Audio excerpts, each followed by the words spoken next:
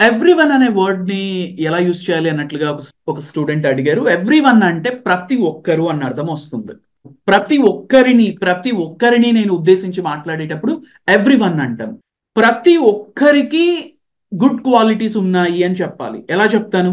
కలిగి ఉండటాన్ని హ్యావ్ కానీ హ్యాస్ తో కానీ చెప్తాం. Everyone have good qualities. Everyone have good క్వాలిటీసా లేకపోతే ఎవ్రీవన్ హ్యాస్ గుడ్ క్వాలిటీసా? దేన్ని బట్టి హ్యావ్ హ్యాస్ వస్తుంది? ఎవ్రీవన్ అనేది సింగులర్ అవుతే హ్యాస్ వస్తుంది. ఎవ్రీవన్ అనేది ప్లూరల్ అవుతే హ్యావ్ వస్తుంది. ఇప్పుడు నా క్వశ్చన్, ఎవ్రీవన్ అనేది సింగులరా ప్లూరలా? ఒక్కసారి మీరు ఆలోచించండి. ఎవ్రీవన్ అనే పదం సింగులరా ప్లూరలా ఏమవుతుంది ఇంగ్లీష్ లో? ప్రతి ఒక్కరు అంటున్నాం. అంటే అంతమంది గురించి మాట్లాడుతున్నాం కదా, కాబట్టి అది ప్లూరల్ అని మీరు అనుకుంటే తప్పు. ఎందుకు?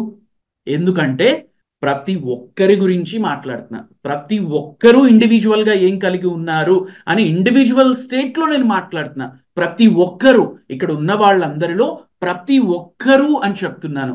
ఎవ్రీ వన్ అనే దాన్ని మనం ఎప్పుడు కూడా సింగులర్ గానే కన్సిడర్ చేయాలి. ప్రతి ఒక్కరూ అంటే సింగులర్ గానే కన్సిడర్ చేయాలి. ఎవ్రీ వన్ సింగులర్ కాబట్టి హ్యాస్ యూస్ చేస్తాం.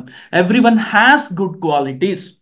ఇలాంటి వర్డ్స్ ఏమైనా every one, everybody, nobody, somebody, someone, వీటి అర్థాలు అన్నీ కూడా అవే. ఎవ్రీ వన్ అంటే ప్రతి ఒక్కరు, సమ్వన్ ఎవరో ఒకరు, సింగులరే. ఎవ్రీ వన్ అన్నా ఎవ్రీబడి అన్నా రెండు ఒకటే, ప్రతి ఒక్కరు అనటం. సమ్వన్ అంటే ఎవరో ఒకరు, సమ్వన్ అన్నా సంబడి అన్నా రెండు ఒకటే.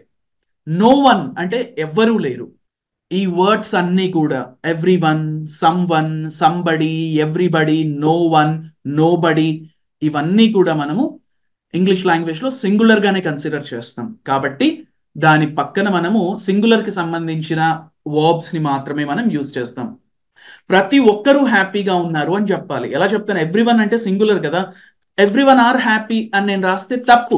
ఎందుకు? ఎవ్రీవన్ అంటే సింగులర్ ఇంగ్లీష్ లాంగ్వేజ్ లో, కాబట్టి ఈస్ యూజ్ చేస్తాను. ఎవ్రీవన్ ఈజ్ హ్యాపీ అంటాను. ఎవ్రీవన్ అనే వర్డ్ ని మనం ఇంగ్లీష్ లాంగ్వేజ్ లో సింగులర్ గా యూజ్ చేయాలి.